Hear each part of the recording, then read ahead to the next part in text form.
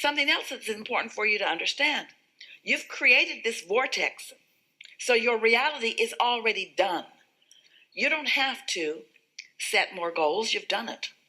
You don't have to define with more clarity what you want. You've done it. But your conversation that sounds like goal setting, your conversation that sounds like being more specific. I would like this, and the reason that I like that is because of this, and this I adore about this, and this I adore about this. When you begin speaking in those kinds of specifics, it's not for the purpose of the step one of the asking, and it's not for the purpose of the step two, which has already been done. It's for the purpose of you in this moment doing your best to become in sync with your inner being. So the processes that we offer you, those are not creative processes. Those are allowing processes. The creation is already done. That's really what we would like to get across to you. Your vortex is a done deal. The things you want are done. It's hard for you to accept that, but it's time for you to accept that. The things you want are done. They're done. The money you want, it's done. The relationships you want, it's done. It's already arranged. It's already orchestrated. It's already real.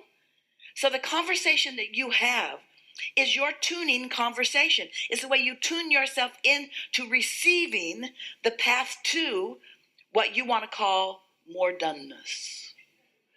You want to call more satisfying doneness. And we are not arguing with you one bit. We know that the manifestation is more satisfying than the visualization. We get that. But unless you're happy, passionate, joyful, satisfied with the visualizing before it becomes a reality, the reality is going to be slow to come because of all the reasons we've just given you. You'll kill it with your doubt. Esther's been playing a friend of hers, comedian friend with pink hair.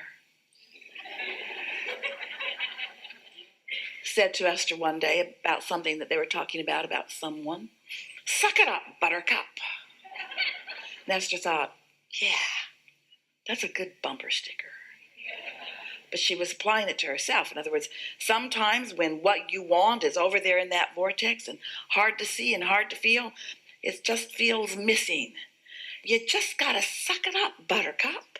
You just got to accept that it is in a different form than maybe you want it to be, but it is in a form that if you will focus on, it will become in the form that you want it to be.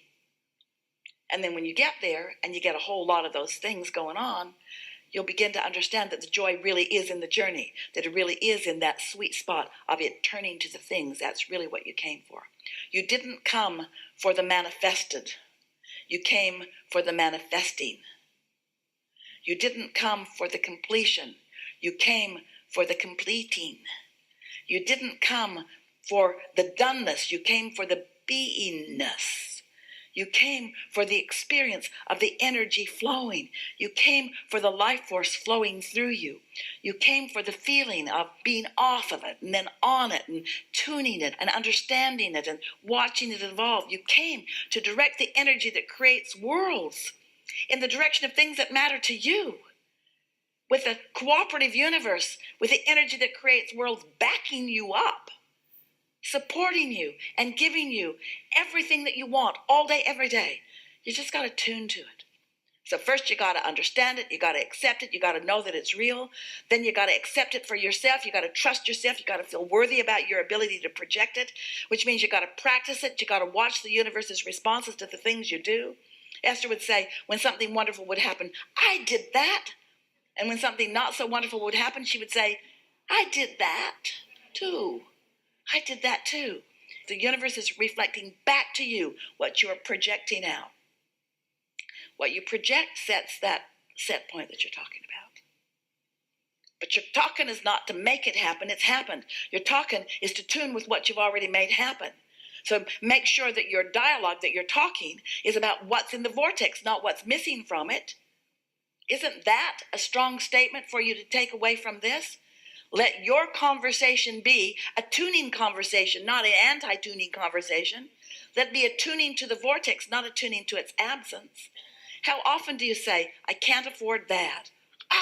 Stop it. Stop it. Cash in your vibrational chips. How often do you say, I can't?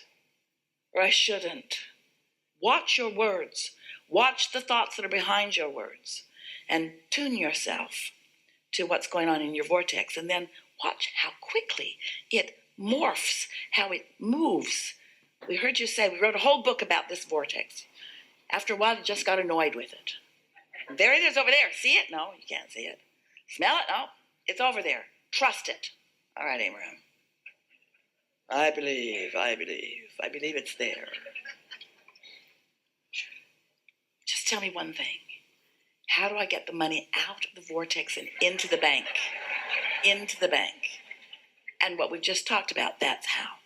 You talk about your prosperity. You look for it wherever it is. You pronounce it yours.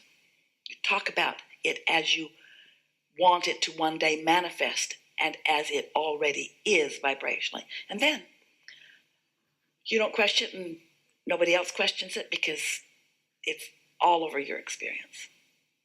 Really good conversation. Thank you very much. Enough of it.